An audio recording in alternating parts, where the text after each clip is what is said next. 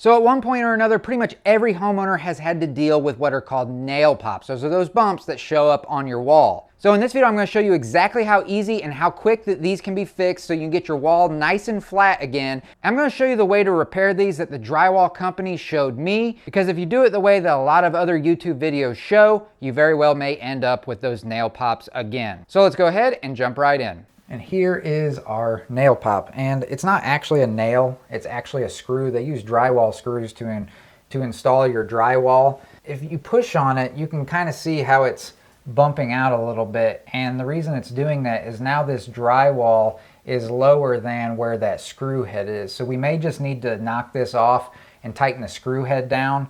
So the first step that we're going to take is we're going to take our 5-to-1 painter's tool, and then we're just going to knock that top layer off. And as you can see, that's pretty easy to do.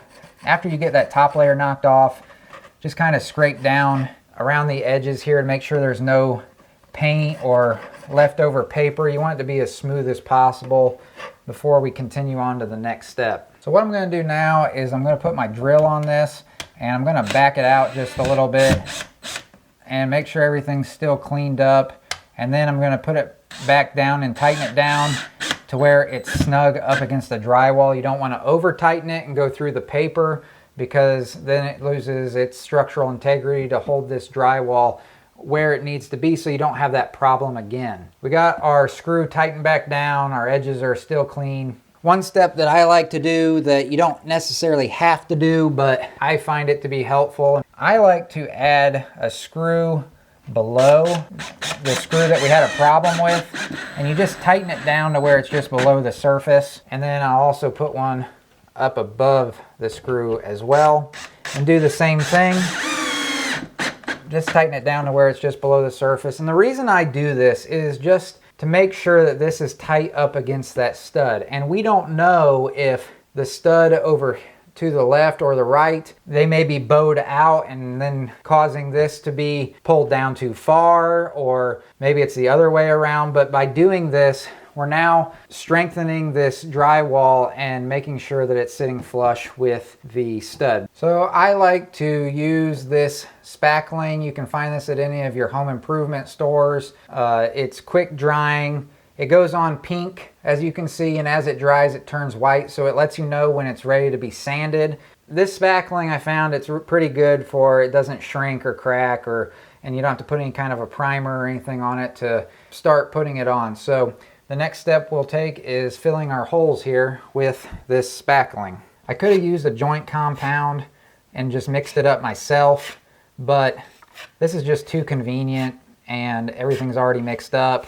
So you want to apply enough to where it fills the holes, but you don't want to apply too much, and then you want to scrape it down to where you don't have a whole lot of sanding to do once it dries. So we're going to go ahead and let this dry, and once it turns white, we'll sand it down. All right, so now the spackle has completely cured out. So now what we're going to do is we're going to sand this down and get it more level with the wall. And we're going to start out by doing the edges first. There's no exact method to it. I generally just go up and down or side to side.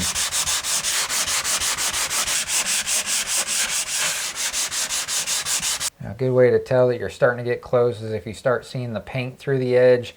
That probably means that you're getting down to where you need to be, to where it's much more smooth and there's no real ridge along the line there. So the edges are pretty good. Now we're going to go right in the middle here and level that out. Once you're done with that, just kind of feel over it. Make sure you don't feel any ridges, which that feels really good. So we're done with the sanding, and now we can put paint on top. I like to use a roller instead of a paintbrush. It just leaves more of a smoother textured look that looks more like the original wall finish. Paintbrushes can leave lines, and so now we just wait until the paint dries to see what our finished product looks like. Alright guys, so now that our paint has dried, as you can see, or I should say as now you can't see, this is where our nail pop was, and you can't even tell that there was a nail pop there. There's definitely not one there anymore. You can't even see where the screws went that we put in as extra support, and so everything is smooth the way that it should be. It all matches the rest of the wall, and so now we can call this good. Now, if you found value in this video, then you're definitely gonna find value in this video right over here, where I go over some things that not a whole lot of homeowners really know all about, but they probably should. If that one's of interest to you, all you have to do is click on it and it will take you directly to that video. So I hope that you found this video to be helpful and informative. And if you did, if you could do me a huge favor, hit that thumbs up button right down below. And of course, if you have any questions or comments still, you can leave those down in the comment section. And I'll catch you all in the next one. See ya.